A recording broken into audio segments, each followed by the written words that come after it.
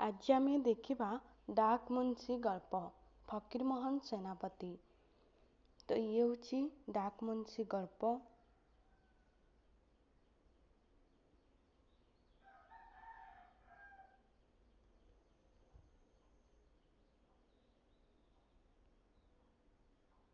ତ ଏବେ ଆମେ ଲଙ୍ଗ କ୍ୱେଶ୍ଚିନ୍ ଦେଖିବା।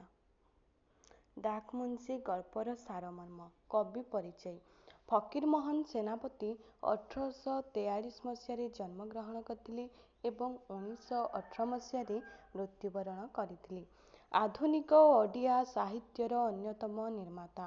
ଏକାଧାରାରେ ସେ ଥିଲେ କବି, ଗାଳ୍ପିକ, ସମ୍ପାଦକ, ଔପନ୍ୟାସିକ, ଅନୁବାଦକ ଓ ଆତ୍ମଜୀବନୀ ଲେଖକ। ଓଡ଼ିଆ ଭାଷା ସୁରକ୍ଷା ଆନ୍ଦୋଳନର ସେ ଥିଲେ ଯଥାର୍ଥ ସେନାପତି। ଫକୀରମୋହନଙ୍କ ରଚିତ ଉପନ୍ୟାସ ଛଅମାଣ ଆଠଗୁଣ୍ଠ, ଲଛମା, ମାମୁଁ, ପ୍ରାୟଶ୍ଚିତ, ଗଳ୍ପ ପୁସ୍ତକ ଗଳ୍ପସ୍ୱଳ୍ପ ପ୍ରଥମ ଓ ଦ୍ୱିତୀୟ ଭାଗ, କାବ୍ୟ କବିତା ଉତ୍କଳ ଭ୍ରମଣ, ବୌଦ୍ଧାବତାର, ଉପହାର, ପୂଜାଫୁଲ, ଅବସର ବାସରେ, ଧୂଳି ଓ ଆତ୍ମଚରିତ ଓଡ଼ିଆ ସାହିତ୍ୟର ଏକ ଅମୂଲ୍ୟ ସମ୍ପଦ। ଫକୀରମୋହନ ସେନାପତି ମକର ସଂକ୍ରାନ୍ତିରେ ବାଲେଶ୍ୱରସ୍ଥ ମଲ୍ଲିକାଶପୁରଠାରେ ଜନ୍ମଗ୍ରହଣ କରିଥିଲେ। ରଜ ସଂକ୍ରାନ୍ତି ଦିନ ତାଙ୍କର ପରଲୋକ ହୋଇଥିଲା। ଫକୀରମୋହନଙ୍କ ଗଳ୍ପଗୁଡ଼ିକ ତତ୍କାଳୀନ ସାମାଜିକ ବ୍ୟବସ୍ଥାର ନିଖୁଣ ପ୍ରତିଛବି। ମାନବିକ ମୂଲ୍ୟବୋଧର ସୁରକ୍ଷା ପାଇଁ ଫକୀରମୋହନ ତାଙ୍କ ଗଳ୍ପ, ଉପନ୍ୟାସ ଓ କବିତା ମାଧ୍ୟମରେ ଆହ୍ୱାନ ଦେଇଛନ୍ତି। ଶିକ୍ଷିତ ପୁତ୍ର ସମାଜରେ ପ୍ରତିଷ୍ଠିତ ହେଲା ପରେ ପିତା ପୁତ୍ରର ସମ୍ପର୍କକୁ ଭୁଲି ଯାଉଛି। ନିଜର ସୁଖ ସ୍ୱାଚ୍ଛନ୍ଦ୍ୟକୁ ସେ ଗୁରୁତ୍ୱ ଦେଉଛି। ଏହି ସାମାଜିକ ବ୍ୟବସ୍ଥାର ଅଧୋଗତିକୁ ଲେଖକ ମର୍ମେ ମର୍ମେ ଉପଲବ୍ଧି କରି ରଚନା କରିଛନ୍ତି ଡାକ ମୁନ୍ସି ଗଳ୍ପ। ପିତାମାତାଙ୍କର ସେବା କରିବା ପ୍ରତ୍ୟେକ ପୁତ୍ରର ପବିତ୍ର କର୍ତ୍ତବ୍ୟ। ଏହି ଭାବରେ ଉଦ୍ରେକ ପାଇଁ ଲେଖକ ଉକ୍ତ ଗଳ୍ପ ରଚନା କରିଛନ୍ତି। ସାର କଥା। ଡାକ ମୁନ୍ସି ଗଳ୍ପର ବିଷୟବସ୍ତୁ। ତ ଆମେ ସଂକ୍ଷିପ୍ତରେ ତାର ବିଷୟବସ୍ତୁ ଦେଖିବା। ପିତାଙ୍କୁ ପୃଥିନର୍କରୁ ଉଦ୍ଧାର କରିବାର କ୍ଷମତା ଯେଉଁ ସନ୍ତାନ ପାଖରେ ଥାଏ ତାହାକୁ ପୁତ୍ର ବୋଲି କୁହାଯାଏ। ସଂସ୍କୃତରେ କିନ୍ତୁ କାଳକ୍ରମେ ଇଂରେଜ ଶାସନାଧୀନ କାଳରେ ସେହି ବାପାମାନେ କିପରି ପାଠୁଆ ପୁଅଙ୍କଠାରୁ ନିର୍ଯାତିତ ଓ ଅବହେଳିତ ହୋଇଛନ୍ତି ତାର ଚିତ୍ରକୁ ଫକୀରମୋହନ ନିରୀକ୍ଷଣ କରିଛନ୍ତି ତାଙ୍କ ହରିସିଂ ଚରିତ୍ର ଭିତରେ ଏବଂ ସେ ଲେଖିଛନ୍ତି ଡାକ ମୁନ୍ସି ଗଳ୍ପ। ଡାକ ମୁନ୍ସି ଗଳ୍ପରେ ହରିସିଂ ଚରିତ୍ରଟି ଅଳ୍ପ ପାଠୁଆ। ସେ ଡାକ ଅଫିସରେ ପିଅନ ଚାକିରି କରେ। ଦରମା ମାସକୁ 9 ଟଙ୍କା। ଅତି କଷ୍ଟରେ ପରିବାର ଚଳାଏ। କିନ୍ତୁ ତାର ସ୍ୱପ୍ନ ଥିଲା ତାର ଏକମାତ୍ର ପୁତ୍ର ଗୋପାଳକୁ ସେ ଉଚ୍ଚ ଶିକ୍ଷିତ କରାଇବ, ବେଶୀ ପାଠ ପଢ଼େଇବ, ଭଲ ଚାକିରି କରିବ ସେ, ଯାହା ଫଳରେ ସେ ତାର ବାର୍ଦ୍ଧକ୍ୟ ସମୟରେ ସେ ହେବ ଆଶାବାଦୀ ସାହାରା। ପୁତ୍ରର ଏ ସୌଭାଗ୍ୟ ଦେଖି ସେ ଉଲ୍ଲସିତ ହେବ।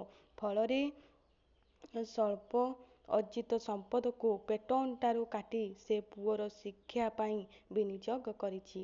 ଲାଳନ ପାଳନ କରିଛି, ପାଠ ପଢ଼େଇଛି, ଚାକିରି ପାଇଁ ବ୍ୟବସ୍ଥା କରିଛି ଏବଂ ଶେଷରେ ସବ୍ ପୋଷ୍ଟମାଷ୍ଟର ପଦବୀରେ ଯୋଗଦାନ କରିଛି ଗୋପାଳ ବାବୁ।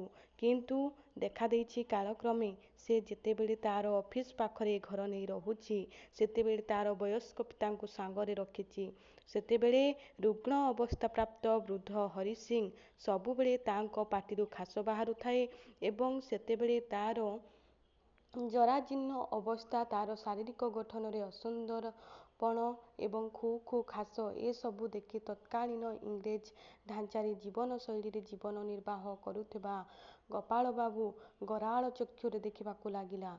ଅନ୍ୟମାନଙ୍କ ନିକଟରେ ୟାକୁ ବାପା ଭାବରେ ପରିଚୟ ଦେବା ତା ପାଇଁ ଲଜ୍ଜାକର ହେବ ବୋଲି ବିଚାର କଲା ଏବଂ ବାପା ପ୍ରତି ଗରଗର ହେବାକୁ ଲାଗିଲା।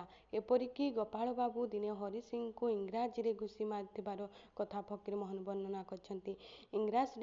ଇଂରାଜୀରେ ଘୁଷି ପ୍ରକୃତରେ ଫକୀରମୋହନ ଜଣାଇ ଦେଇଛନ୍ତି ଏହା ହେଉଛି ଇଂରାଜୀ ପାଠର ପରିଣାମ।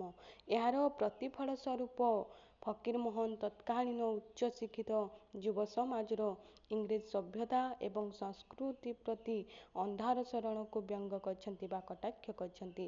ତେଣୁ ଫକୀରମୋହନଙ୍କର ଡାକ ମୁନ୍ସି ପାରମ୍ପାରିକ ଓଡ଼ିଶାର ପିତୃପୁରୁଷର ପ୍ରତିନିଧିତ୍ୱ କରିଥାଏ। ବାପାମାନେ କିପରି ସନ୍ତାନ ସନ୍ତତିଙ୍କ ଦ୍ୱାରା ଅବହେଳାର ଶିକାର ହେଉଛନ୍ତି ତାର ପରିଚୟ ବହନ କରେ ଫକୀରମୋହନଙ୍କର ଡାକ ମୁନ୍ସି ଗଳ୍ପର ହରିସିଂ କିନ୍ତୁ ଆମେ ଦେଖୁ ପରବର୍ତ୍ତୀ କାଳରେ ଏହି ସନ୍ତାନ ସନ୍ତତି ବା ପୁତ୍ରମାନଙ୍କ ଠାରୁ ଉତ୍ତରାଧିକାରୀମାନଙ୍କ ଠାରୁ ବାପାମାନେ କିପରି ଅବହେଳାର ଶିକାର ହେଉଛନ୍ତି। ଆମ ସାମାଜିକ ଜୀବନରେ ପିତାମାନଙ୍କର ଯେଉଁ ପୀଡ଼ା, ଯେଉଁ ଅସହାୟ, ଏକଥା ମଧ୍ୟ ଲକ୍ଷ୍ୟ କରାଯାଉଛି। ଯେଉଁମାନେ ଉଚ୍ଚଶିକ୍ଷିତ, ଯେଉଁମାନେ ବେଶୀ ପାଠ ପଢ଼ିଛନ୍ତି, ଯେଉଁମାନେ ପଦପଦବୀରେ ଅବସ୍ଥାପିତ ହୋଇଛନ୍ତି, ଯେଉଁମାନେ ଦେଶ ବାହାରେ ଚାକିରି କରିଛନ୍ତି, ଯେଉଁମାନେ ବିଦେଶରେ ଉପାର୍ଜନ କରି ସୁନାମ ଅର୍ଜନ କରିଛନ୍ତି, ସେହିମାନଙ୍କ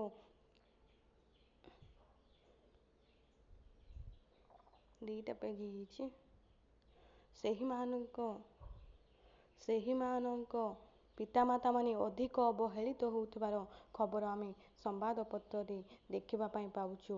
ଆମ ଚାରିପାଖ ପୃଥିବୀରେ ମଧ୍ୟ ଆମ ଦୃଷ୍ଟିକୁ ଆସୁଛି। ବିଶେଷତଃ ସହରୀ ଜୀବନ ନିର୍ବାହ କରୁଥିବା ଆପଣାର ପତ୍ନୀ ଏବଂ ସପରିବାର ଭିତରେ ସୁଖ ଆୟାସ ସ୍ୱଚ୍ଛନ୍ଦ ବିଳାସରେ ଯାପନ କରୁଥିବା ପୁତ୍ର ଚରିତ୍ରମାନେ ଧୀରେ ଧୀରେ କିପରି ଘରଠାରୁ, ପରିବାରଠାରୁ ଦୂରେଇ ଯାଉଛନ୍ତି। ସେମାନଙ୍କର ଲାଳନ ପାଳନର ଦାୟିତ୍ୱକୁ ସେମାନେ ଭୁଲି ଯାଉଛନ୍ତି। ସେମାନେ ଅଧିକା ସଚେତନ ହେଉଛନ୍ତି। କର୍ତ୍ତବ୍ୟ ପ୍ରତି ସେମାନଙ୍କର ଯଥେଷ୍ଟ ଆଗ୍ରହ ହେଉନାହିଁ ବା କର୍ତ୍ତବ୍ୟପରାୟଣତାକୁ ସେମାନେ ଭୁଲି ଯାଉଛନ୍ତି।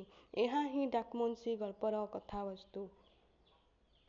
ତ ଇଏ ଥିଲା ଆମର ଡାକମୁନ୍ସି ଗଳ୍ପର କଥାବସ୍ତୁ।